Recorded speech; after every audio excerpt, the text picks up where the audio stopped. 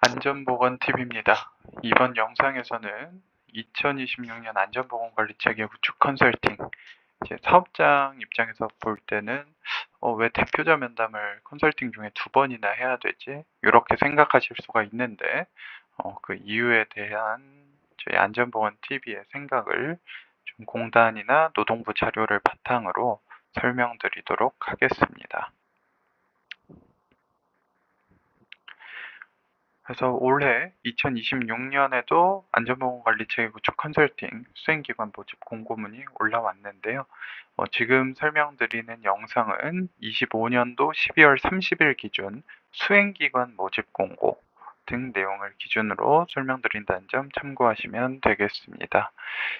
그래서 올해도 작년과 마찬가지로 지원 내용 중에 측에 위해서 한 3번째 문답 보시면 사업주 면담을 통해 사업주의 안전보건관리 의식을 제고하고 이런 내용이 포함되어 있습니다.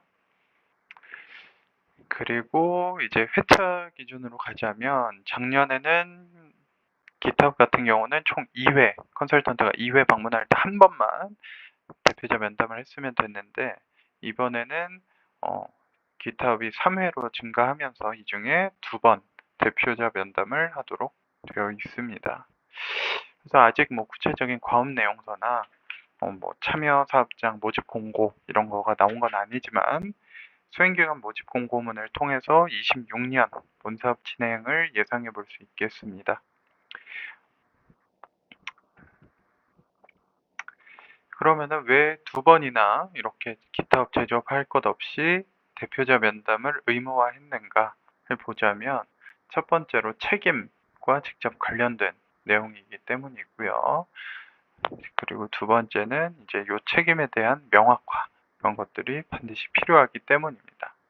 그래서 좀 법적 제도적 변화를 보자면 기존의 산업안전보건법뿐만이 아니고 중대재해처벌법까지 이제 입법화되면서 이제 서류 중심이 아니고 실행 중심, 실질적 중심 관리 체계가 사업장에게 필수적으로 요구되고 이 실행 중심의 핵심은 이제 근로자 참여라든지 경영진 리더십 이런 부분이 될 텐데 예전처럼 서류만 써놓으면 안 된다라는 거죠. 그리고 이번 컨설팅의 제목이 제조업 등 기타업까지 포함하여 제조업 등 안전보건관리 체계 구축 컨설팅인데 이제 중소규모 사업장 특성상 유해 위험 요인이 워낙 다양하고 복잡하기 때문에 사업장이 자체적으로 반복적으로 점검하고 경영진 소통을 하는 것이 필요하다라고 판단된 결과로 보여지고요. 그래서 구체적으로 보면은 저희 보시는 좌측에 안전보건 수준평가 체크리스트 55개. 지금 화면 좌측에 보이는 것은 이 55개 체크리스트 중에 8개 항목, 경영자 리더십과 관련된 항목입니다. 요거 같은 경우는 2026년에는 조금 변화될 가능성은 있고요. 근본적인 내용 자체가 변경될 것 같지는 않습니다. 그 골자는 경영자의 안전보건 경영 방침을 수립하고 직접 자필 서명 포함해서 게시를 해야 된다는 내용이고요. 그다음에 측정 가능한 목표도 설정을 해야 되고 일정, 담당자, 예산 이런 것도 확정이 돼야 되고 이런 확정된 내용들이 구성원에게 공개되고 변경할 때에도 좀 수정을 해야 된다. 이런 내용입니다. 그다음에 안전보건 전담 부서 또는 담당자를 확충을 하고 그 전담자 또는 전담 부서에게 권한 및 책임이 부여됐는가 이것도 요 안전보건관리 체계 구축에서 핵심 요소가 되겠고요. 그다음에 이런 인력, 시설을 위한 예산이 편성되고 실제로 집행되는가 그다음에 정부의 기술지도 사업이나 안전관리 전문기관 등 외부 자원 활용 방안이 검토되는가 이런 것들을 통틀어서 경영자 리더십이라고 합니다. 그다음에 우측에 보이시는 22년 저희 안전공단이랑 노동부 자료를 보시면 여기에도 최상단에 경영자 리더십과 하위 3개 항목 안전보건 의지 밝히고 목표를 정하였는가 안전보건에 필요한 자원을 배정하고 있는가 구성원의 권한과 책임을 정하고 참여를 독려하고 있는가 이런 것들이 포함되어 있는 걸 확인할 수 있습니다. 그만큼 경영자 리더십이 중요하고 이를 위해서 총 5회, 제조업 같은 경우 5회 중 2번의 대표자 면담, 기타업 같은 경우는 3회 중 2회의 대표자 면담을 의무화하고 있다는 걸 보시면 되겠습니다. 그래서 구체적으로 첫 번째 면담과 두 번째 면담, 목적론적 관점에서 보자면 일단 첫 번째 면담은 방향 설정입니다. 이때는 뭐 대표자님들마다 워낙 이제 편차는 있지만 기본적으로 우리 사업장이 왜 안전보건관리 체계를 구축해야 되는지, 어떤 위험이 최우선적으로 관리되어야 하는지, 어느 수준까지 개선되어야 할 것인지 그런 것들을 함께 정리를 하면서 이때 가장 중요한 것 중에 하나가 안전보건관리 담당자의 명확한 지정, 요 부분입니다. 여기서 얘기하는 안전보건관리 담당자란 꼭 산업안전보건법상 뭐 20인에서 50인 이하 제조업 사업장에서 의무적으로 선임해야 되는 안전보건관리 담당자뿐만이 아니고 실제로 사업장 내에서 누가 이 안전보건 업무를 주로 담당할지에 대한 내용이고, 보통 이제 저희 컨설팅 대상 사업장 중에 뭐 5인 이상, 뭐 20인 미만 이런 사업장들도 정말 많은데, 그런 데서 보통 안전보건 전담자를 두시기는 굉장히 어려운 상황이고, 그렇다면 그 중에서 누가 담당할 것인가, 공장장이 담당할 것인가, 아니면 인사총무가 담당할 것인가, 아니면 대표자가 직접 담당할 것인가, 요 부분을 일단 명확하게 해야 되고요. 그 다음에 예산 확보에 대한 의지도 첫 번째 면담 때 저희 컨설턴트 안전보건공단이 확인할 필요가 있습니다. 어떤 거냐면 이제 컨설팅이 진행되면 회차별로 순회 점검을 실시하게 되고요. 순회 점검 결과 요 교반기에는 뭐 어떤 방호 장치가 필요합니다. 여기에는 뭐 미끄럼 방지 조치가 필요합니다. 요 지게차에는 뭐 어떤 스마트 안전 장치 설치가 필요합니다. 이런 말씀을 드리게끔 돼 있는데, 대표자의 예산 확보에 대한 의지가 없는 상태에서 사실 이런 순회 점검은 굉장히 무의미하거든요. 그렇기 때문에 첫 번째 면담에서 이런 부분들 말씀을 드리고, 그리고 또 뭐 안전보건 제한제도, 근로자 참여제도 중에서 가장 대표적인 게 안전보건 제한함 설치하고 근로자들의 제한 받는 내용인데, 제한제도 같은 경우에는 이제 뭐 초기에는 뭐 일부 의무화를 통해 가지고 정보가 수집될 가능성은 있지만, 이게 좀 지속 가능하려면 인센티브 지급이라든지 이런 부분도 필요하거든요. 그래서 대표님들이 이 부분에 대해서 예산을 확보하실 의지가 있는지 부분을 확인하게 되고요.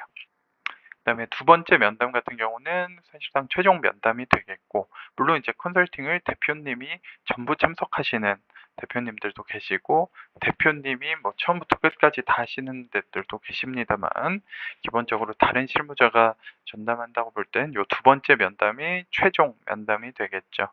그러면은 이제 컨설팅을 통해서 도출된 유해 위험 요인 개선 방안들, 이런 내용들 다시 한번, 왜냐면 5회차 컨설팅 또는 기타업 기준 3회차 컨설팅, 최종 회차 컨설팅이 끝나도 아직 개선되지 않은 유해 위험 요인들이 잔존해 있는 경우가 많습니다.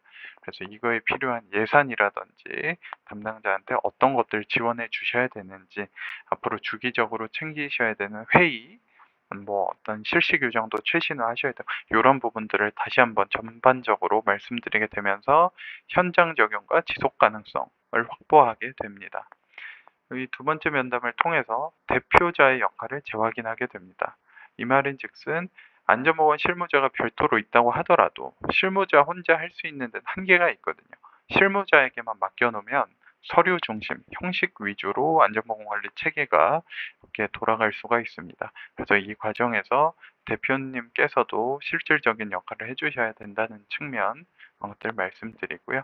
그리고 장기적으로, 만약에 뭐 단기적으로 우리가 뭐 개선할 수 없는 요인, 구조적, 뭐 사업 구조적일 수도 있고요. 업종 규모 특성에 따른 구조적 요인 때문에 단기적으로 해결할 수 없는 거라고 하더라도 장기적으로 어떻게 바뀌어야 하는지, 장기적으로 어떤 방향으로 운영이 되어야 하는지, 이거를 대표님이 명확히 인지한 상태에서 사업장이 이대로 흘러가는 것과, 그거를 대표님께서 전혀 인지하지 못한 상태에서 미흡한 상태에서 계속 사업장이 흘러가는 건 전혀 다른 방향이거든요.